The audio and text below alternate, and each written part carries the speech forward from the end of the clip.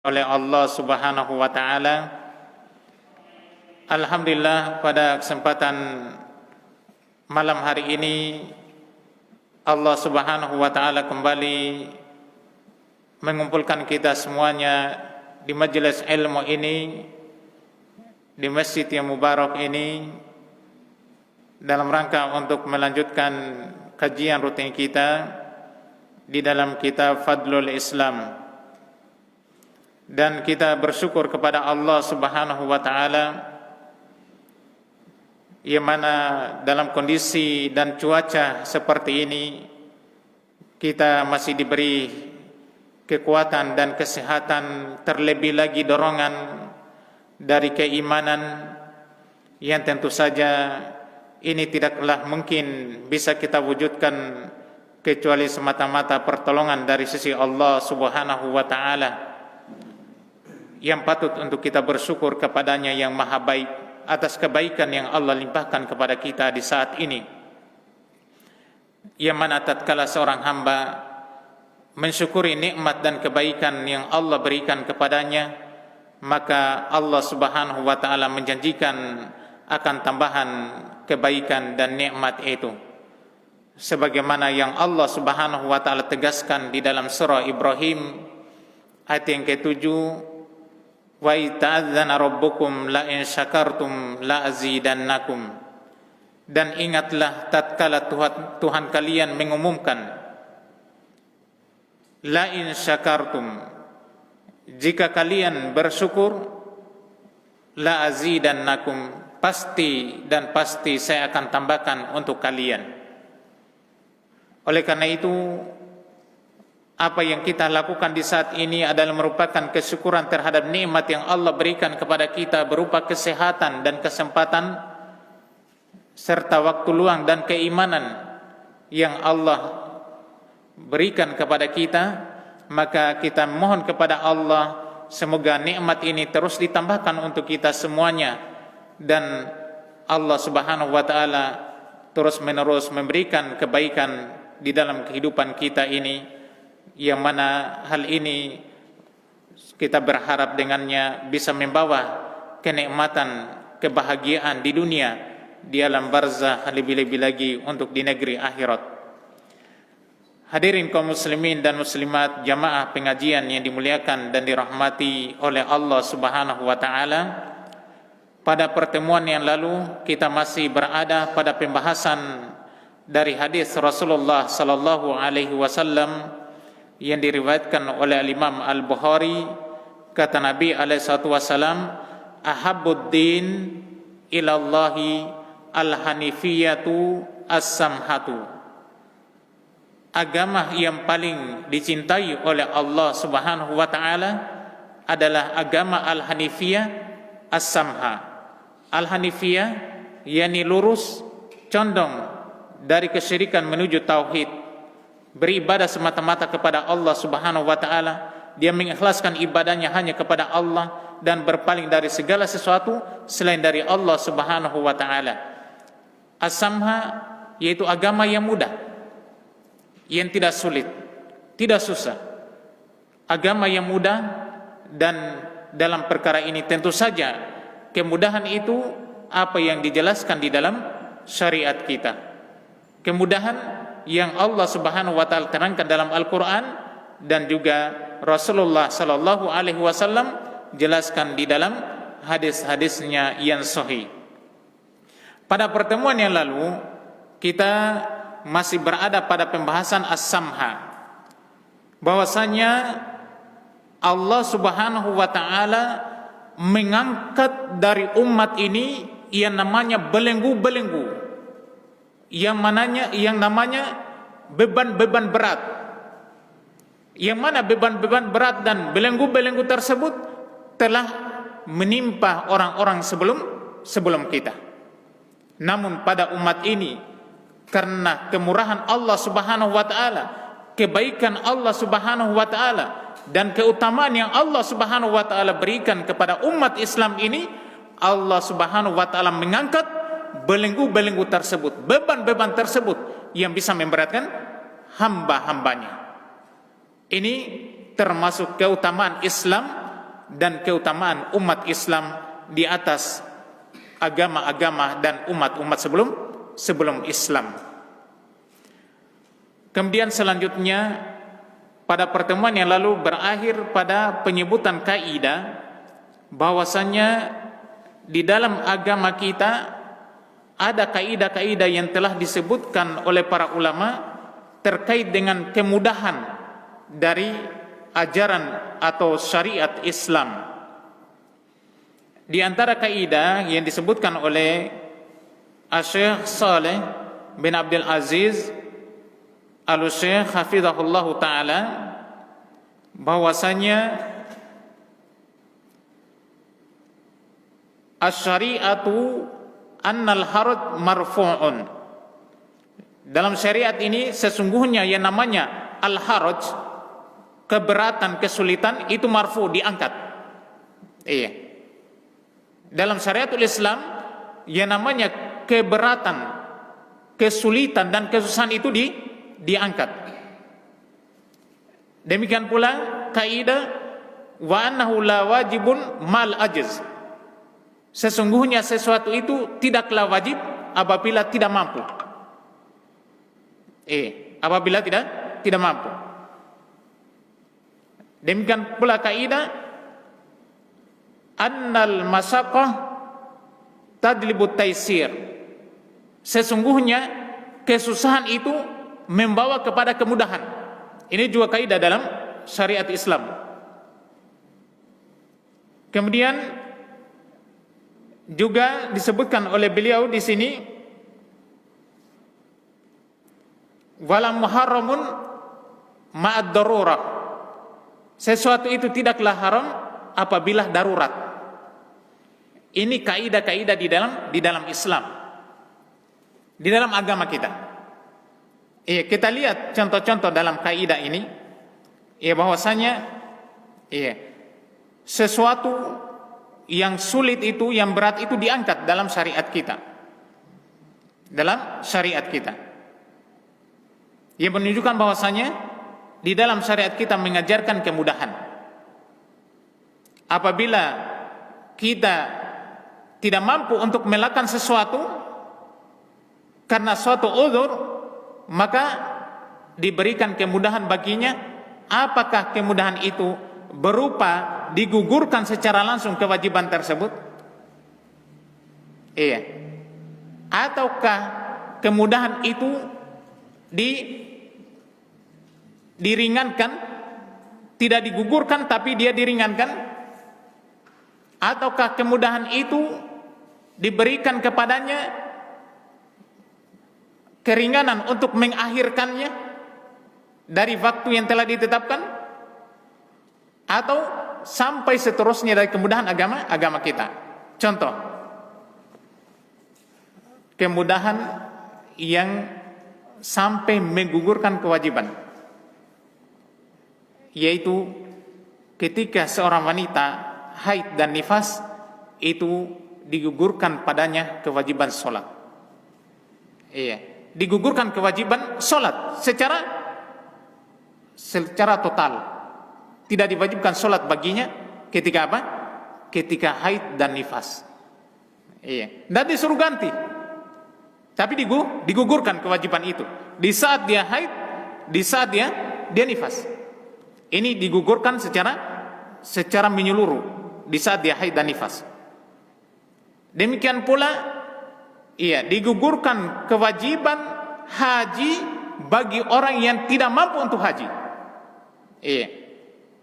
Nah, mampu haji, gugur di saat itu kewajibannya. Nanti dia mampu baru wajib baginya.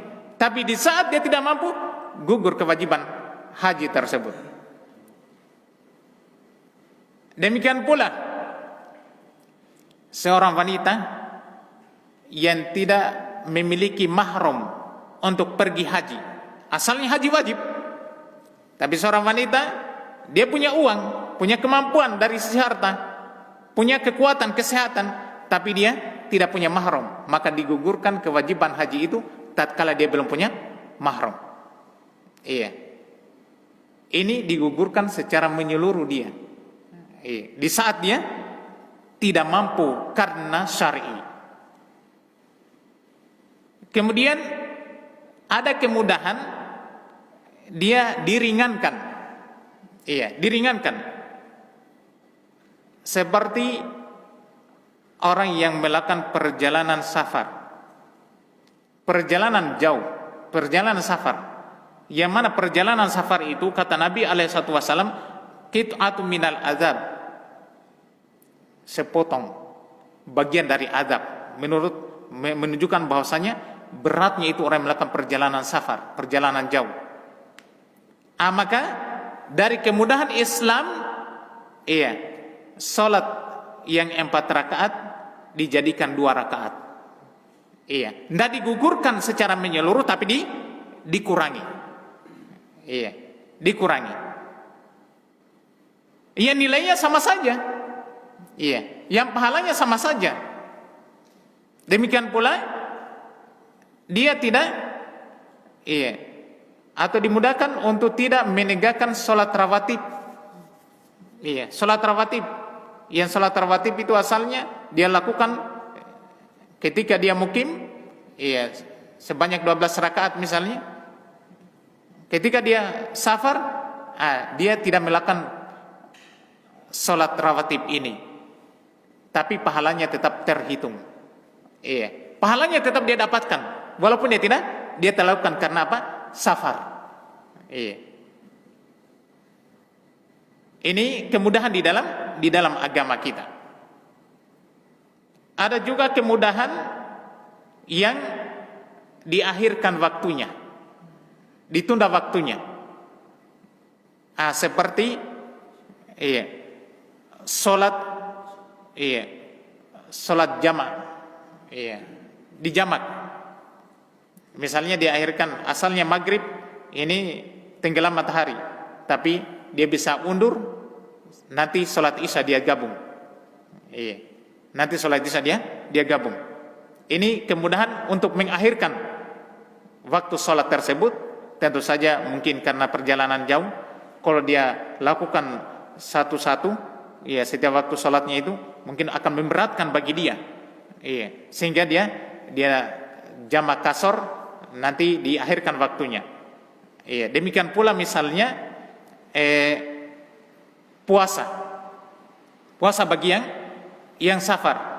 Ini diakhirkan waktunya, nanti dia kembali ke kampungnya, dia mukim, barulah dia ganti puasa yang dia tinggalkan ketika melakukan perjalanan safar itu. Itu namanya diakhirkan juga waktunya.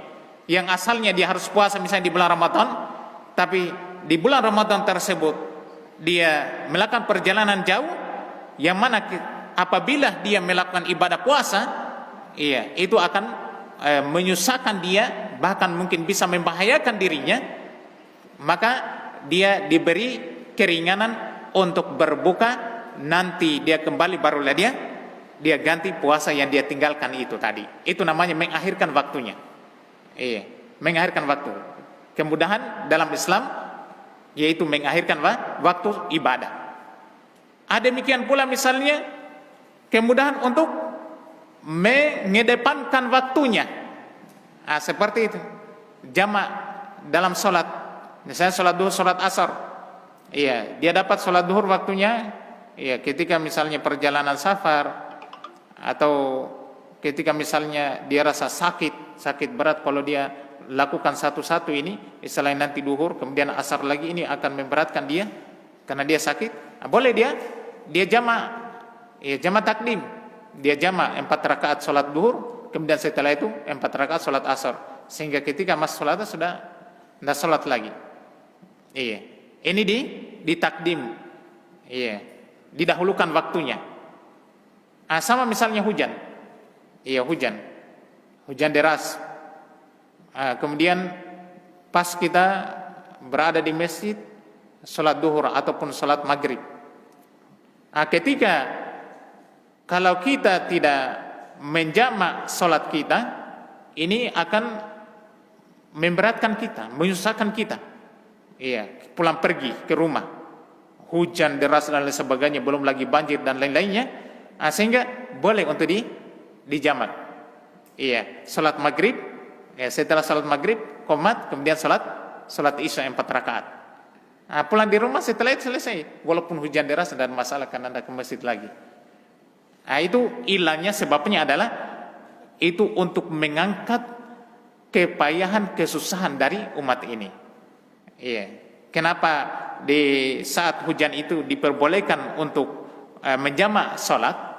Iya, menjamak salat, ini menggabungkan 2 waktu salat, duhur dengan asar misalnya, dibawa ke waktu duhur karena hujan, itu tidak ada masalah. Kemudian maghrib dengan isya, waktu isya dibawa ke waktu maghrib karena adanya hujan itu tadi.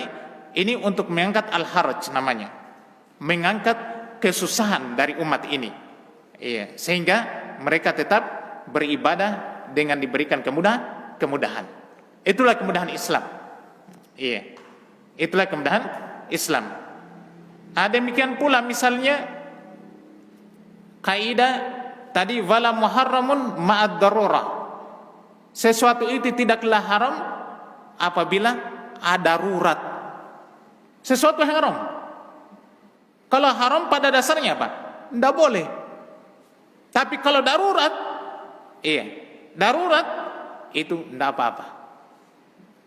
Darurat itu artinya kalau tidak lakukan itu mati. Iya.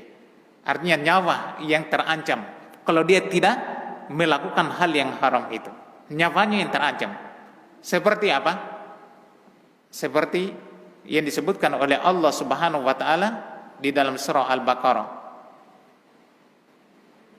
Inna Allah harrama alaikumul maitata waddama walahmal khinzir wa ma uhilla bihi li ghairillah faman iturra ghaira baghi wala adin fala isma alaih innallaha ghafurur rahim.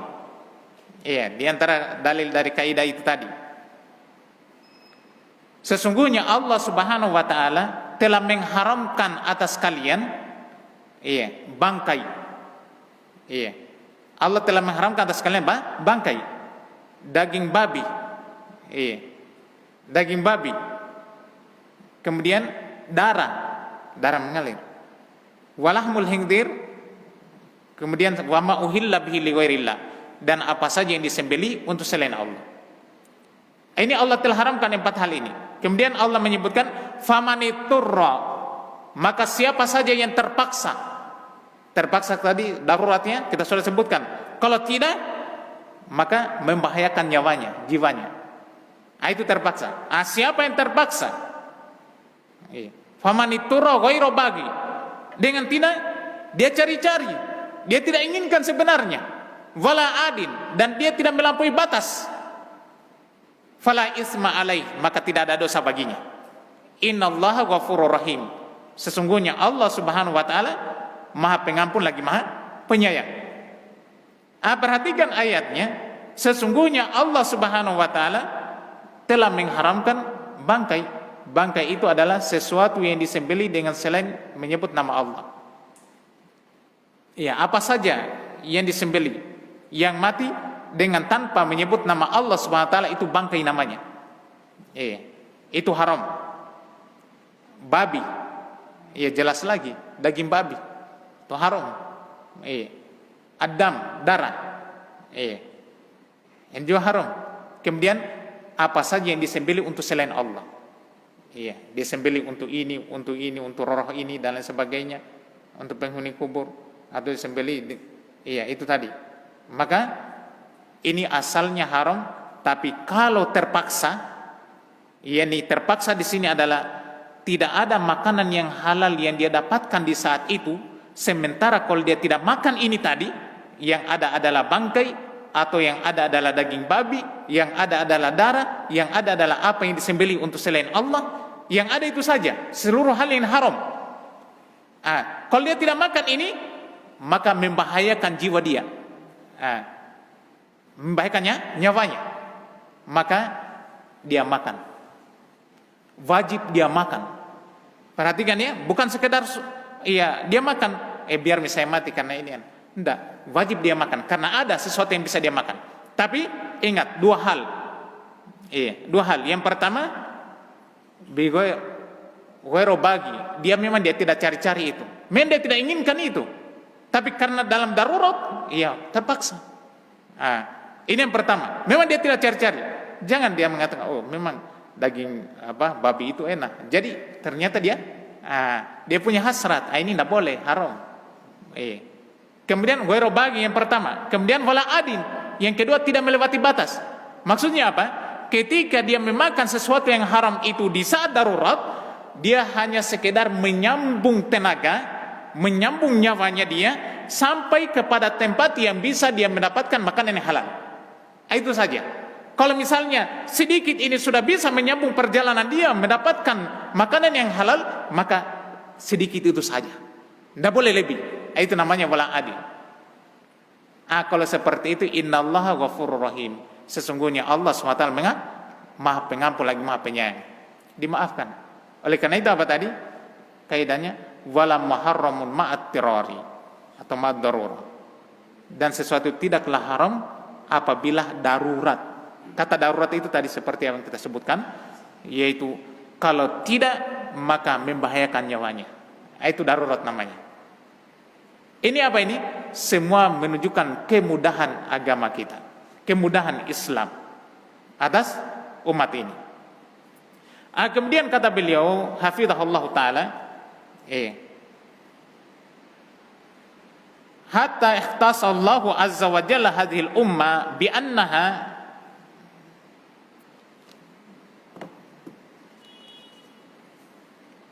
sampai Allah Subhanahu wa taala mengkhususkan untuk umat ini bahwasanya la tu'akhadhu lima hadatsat bihi anfusuha ma lam ta'mal atau tatakallam. Bahwasanya umat ini tidak akan disiksa dengan sesuatu dengan sesuatu yang terbetik dalam hatinya, dalam jiwanya, selama dia belum ucapkan sesuatu itu dan dia belum amalkan. Terbetik dalam hatinya melakukan ini, perbuatan dosa misalnya, terbetik dalam hatinya. Maka selama dia tidak lakukan apa yang terbetik dalam hati tersebut, dia tidak ucapkan, maka itu dimaafkan. Dimaafkan. Allah SWT tidak menyiksanya. Itu sebagaimana disebutkan dalam hadis riwayat Imam Al-Bukhari dan Imam Muslim, Rasulullah sallallahu alaihi wasallam bersabda, "Innallaha tajawaza li ummati ma hadatsat bihi anfusuha ma lam yatakallam aw ya'malu bihi." Ma lam yatakallamu aw ya'malu bihi. Kata Nabi alaihi wasallam, sesungguhnya Allah Subhanahu wa taala memaafkan untuk umatku. Sesungguhnya Allah Subhanahu wa taala memaafkan untuk umatku apa yang terbetik di dalam jiwanya. Apa yang terbetik dalam jiwanya selama dia belum ucapkan itu dan dia belum lakukan. Itu dimaafkan. Karena jiwa terbetik mau melakukan ini haram, mau mencuri, mau melakukan ini, mau melakukan ini, hal yang haram. Selama masih terbetik dalam jiwa, belum dia ucapkan, dia belum lakukan, itu dimaafkan. Ini juga merupakan kekhususan umat Islam ini. Kemudian kata beliau hafizahullah, setelah beliau menjelaskan tentang apa? Tentang as-samha, yakni kemudahan, tidak dipersulit, tidak susah, adanya hal-hal yang digugurkan atau diringankan atau diakhirkan waktunya atau dikedepankan waktunya dan seterusnya di dalam agama kita ini kata beliau, hadza yadullu ala fadlil islami, ini menunjukkan akan keutamaan Islam, menunjukkan atas keutamaan Islam fi nafsi, pada Islam itu sendiri. Pada Islam itu sendiri. Anna man dakhalahu wal tazama bihi fa innahu yahsulu dzalika al fadl azim bis sawabi wan nuri wal jazai. Kata beliau, sesungguhnya siapa saja yang masuk ke dalam Islam dan dia berpegang teguh dengan Islam tersebut, maka dia memperoleh yang namanya keutamaan yang sangat besar berupa pahala, cahaya, ganjaran kebaikan.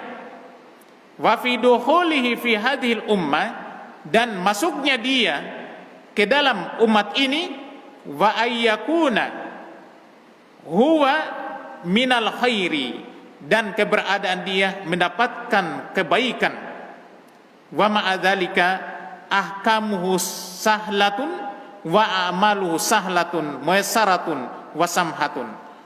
Bersamaan dengan itu, bersamaan dengan apa? Besarnya pahala, keutamaan yang sangat besar yang Allah berikan kepada umat Islam ini, kebaikan yang sangat banyak. Bersamaan dengan hal tersebut, kata beliau, hukum-hukumnya itu mudah. Hukum-hukumnya tidaklah dipersulit. Amalan-amalan dalam Islam itu juga mudah. Juga mudah. Bahkan ahabbu hisalil islami ilallahi al-hanifiyatu as-samha. Bahkan kata beliau, agama yang paling Allah cintai, perangai Islam yang Allah Subhanahu wa taala paling cintai adalah perangai yang namanya al-hanifiyah as-samha, yaitu al-hanifiyah dan samha, mudah. Dan ini tidaklah didapatkan kecuali umat Islam. Umat Islam. Bersamaan dengan itu, ternyata ini yang paling dicintai oleh Allah. Sudah diberikan kemudahan, diringankan, bahkan mungkin digugurkan sebagian kewajiban karena perkara ini. Karena kemudian pula bahkan sesuatu yang haram asalnya karena darurat diperbolehkan baginya. Bersamaan dengan hal tersebut mudahnya, ternyata pahalanya, kebaikannya, ganjaran kebaikannya itu dilipat gandakan lebih daripada umat-umat sebelum kita. Oleh karena itu, kaum muslimin dan muslimat yang dimuliakan dan dirahmati oleh Allah SWT, bersyukur betul kita menjadi umat Islam. Bersyukur betul kita menjadi umat Islam. Gunakan waktu dan kesempatan kita di dalam meraih keridhaan Allah Subhanahu wa taala melalui Islam yang mudah ini. Yang pada akhirnya kita akan mendapatkan kebaikan yang lebih besar di hari kiamat nanti, tatkala Allah Subhanahu wa taala membangkitkan seluruh manusia, tatkala Allah Subhanahu wa taala masukkan ke dalam surganya. Sebagaimana yang telah kita ketahui bahwasanya umat Islam adalah umat yang terakhir dari sisi zaman, tapi mereka adalah umat yang pertama pada hari kiamat. Mereka yang paling pertama untuk dihisab sebelum umat-umat yang lain. Mereka yang paling pertama masuk, yang paling pertama untuk melewati sirat. Mereka yang paling pertama masuk ke dalam surga sebelum umat yang lain. Bahkan sebelum Nabi dan Rasul yang lain, Nabi kita Muhammad SAW pun yang paling pertama untuk masuk ke dalam surga. Surga itu tidak akan dibuka sebelum diketuk oleh Nabi SAW. Oleh karena itu, salah satu syafaat kekhususan, salah satu kekhususan Nabi SAW berkaitan dengan syafaat selain daripada syafaatul uzma, yang syafaatul uzma kita ketahui yaitu tatkala umat manusia semuanya berdiri di padang mahsyar, mulai dari manusia yang pertama sampai yang terakhir, dan hisab itu tidak akan ditegakkan, beristirahat dari huru hara padang mahsyar itu tidak akan tegak kecuali setelah Nabi memberi syafaat. Ini syafaat khusus untuk Nabi. Demikian pula syafaat ketika mau masuk surga seluruh umat manusia. Tidak akan masuk surga seluruh umat manusia sebelum Nabi SAW meminta dibukakan surga itu. Nabi yang terdahulu dibukakan pintu surga, dan umat Nabi Muhammad SAW yang paling pertama masuk ke dalam surga. Subhanallah. Semoga Allah SWT memasukkan kita semuanya ke dalam surganya. Ini kemudahan di dalam agama kita, keutamaan yang berlipat ganda yang Allah berikan kepada umat Islam ini. Kemudian selanjutnya kata beliau, bersamaan dengan pemahaman kita tahu bahasanya Islam itu mudah, Islam itu tidak sulit, tidak susah, akan tetapi bukan berarti dimudah-mudahkan. Ini harus dipahami ini. Bukan berarti dimudah-mudahkan. Seperti perkataan sebagian orang, saya belum mampu sholat, Iya. Saya belum mampu sholat. Dari sisi apa? Badanmu sehat, kuat. Iya. Bisa berjalan, bisa ini, bisa ini. Nah, kenapa? Dari sisi apa belum mampu sholat? Ini namanya memudah-mudahkan sesuatu yang tidak ada dasarnya. Iya. Yang namanya kewajiban sholat tidak gugur. Iya. Kewajiban sholat tidak gugur. Nah, kecuali itu tadi wanita haid, wanita nifas. Memang gugur di saat dia haid dan nifas. Adapun selain keadaan ini tidak gugur kewajiban sholat kecuali dia mau disolati sudah. Artinya sudah meninggal. Sudah selesai dia masanya. Iya. Selama masih dia bernafas, kewajiban sholat itu masih tetap di pundaknya. Hanya keberadaan dia melakukan ibadah sholat itu sesuai dengan kondisi dan keadaannya. Disitulah kemudahan juga. Tidak mampu berdiri, maka duduk. Tidak mampu duduk, maka berbaring. Dalam berbaring pun tidak bisa bergerak, maka isyarat saja. Iya. Isyarat saja. Dia hanya mampunya untuk akalnya. Iya, pemahamannya yang mampu dia jalankan. Adapun badannya sudah tidak bisa bergerak apa-apa lagi. Maka di saat itu tetap dia gunakan bahasanya, saya di saat ini saya sementara berdiri baca surah Al-Fatihah dan lain sebagainya. Cuman isyarat saja. Tetap tidak gugur, hanya diringankan sesuai dengan keadaannya. Iya. Olehnya tidak benar orang mengatakan saya belum mampu sholat, karena Allah berfirman, la yukallifullahu nafsan illa wus'aha. Nah, misalnya karena Allah berfirman, seseorang itu, suatu jiwa itu tidaklah dibeban kecuali sesuai kemampuannya, sementara saya belum bisa sholat. Nah, ini tidak benar. Demikian pula misalnya, tadi ada yang saya lupa, kemudahan di dalam Islam, iya, sesuatu yang wajib itu diganti dengan yang lain. Iya. Kemudahan dalam Islam, sesuatu yang wajib diganti dengan yang lain. Apa yang wajib? Misalnya berwudu dengan air. Itu hukumnya apa? Wajib. Syarat sahnya sholat berwudu dengan air. Tapi karena tidak ada air misalnya, maka diganti dengan tayamum. Namanya ibdal. Iya. Kemudahan dari sisi mengganti. Iya. Ibdal. Kalau misalnya dia tidak mampu untuk menggunakan air karena sakit demam, iya, maka dia ganti dengan tayamum saja. Iya, dengan tayamum saja. Sekarang kita lihat ketentuan yang Syekh sebutkan berkaitan dengan kemudahan di dalam Islam ini yang harus kita ketahui. Kata beliau, hafizahullah, wa huwa anna mas'alata fi suhula wal yusur hadhihi mimma takhtalifu fiha al-afham. Fayambagi dabtuha yakni as-suhula wal yusr allati yuhibbuha Allahu azza wa jalla fahiya ala ahadi wajhain.